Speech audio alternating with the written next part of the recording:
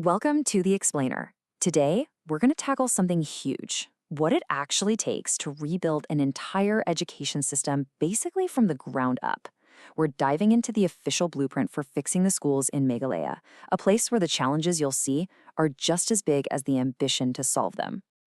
I mean, that's a massive question, right? It's something governments all over the world struggle with. But what do you do when the foundations are, well, literally crumbling? To really get a sense of the scale of the challenge in Meghalaya, we need to look at some pretty stark numbers. Okay, let's just start with this one, 95%. That is the percentage of elementary schools in Meghalaya that do not have electricity. Just let that sink in for a second. We're talking no lights on a dark, rainy day, no fans, and forget about computers or projectors or any kind of digital learning. It's a fundamental barrier that just shuts students off from the modern world. And it's not just the power either. Look at this. 72% of those very same elementary schools, they don't even have concrete buildings. We're talking about structures, some built decades ago, that are now just dilapidated and frankly unsafe, especially during monsoon season. So where do you even begin to fix a system that's facing challenges this deep? So what's the plan? Well, the state has laid out a really detailed strategy. It's called the Meghalaya State Education Commission Report, and it's going to be our guide for the rest of this explainer. And listen, this is no minor policy paper. This thing is a massive, comprehensive roadmap. The whole point is to overhaul everything, from the youngest kids in primary school all the way up to university students. It's the state's official answer to those staggering problems we just saw. So let's dive into what it found. Okay, so the report kicks things off by tackling the most visible problem head-on, this infrastructure crisis. It lays out, in detail, the cracks in the very foundation of the education system. Now, what's really eye-opening here is how it breaks down the crisis. It's not just one thing. Get this, 97% of elementary schools have no room for the headmaster. 41% need major repairs. We already saw the shocking 95% electricity figure, but even at the secondary level, nearly 40% of schools are without power.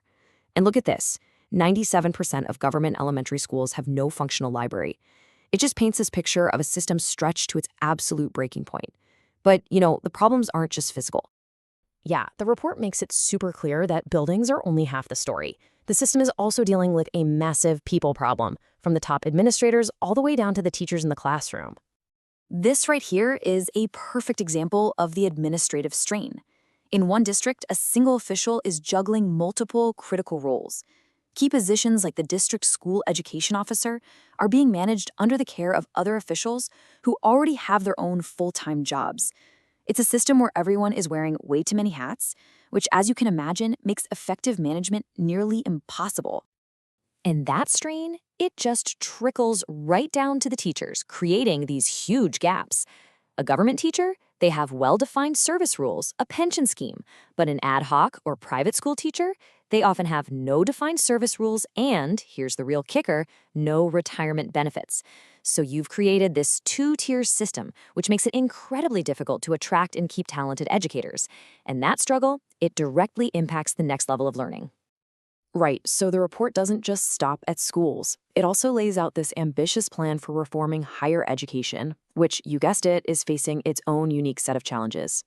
So a really key metric for higher education is something called the Gross Enrollment Ratio, or GER. And this chart shows you exactly where Meghalaya stands. At 25.4%, it's already lagging behind the Indian national average. But the real challenge, the target set by the National Education Policy 2020, is 50%.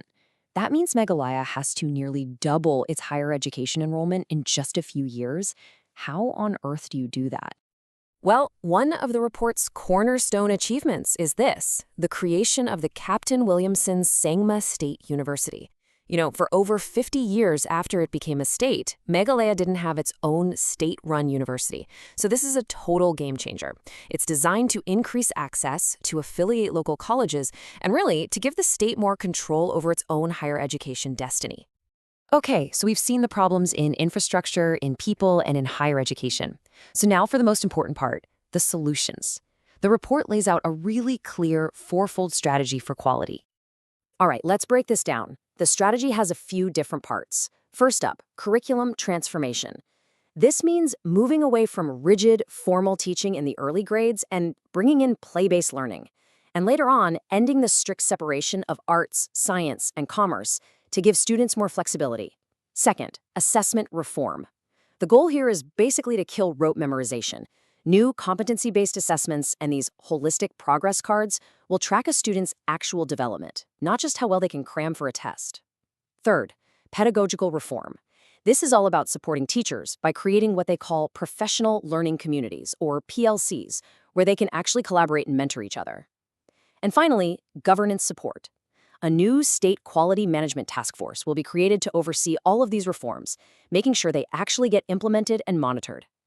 So there you have it, a really comprehensive, data-driven blueprint to tackle everything from crumbling school buildings to outdated teaching methods. The plan is on paper, and the ambition is definitely clear, but it leaves us with the most crucial question of all. The journey from this blueprint to a bright new reality for Meghalaya's students, well, that's going to depend entirely on execution, on funding, and on political will. The foundation has been laid, but the real building has only just begun.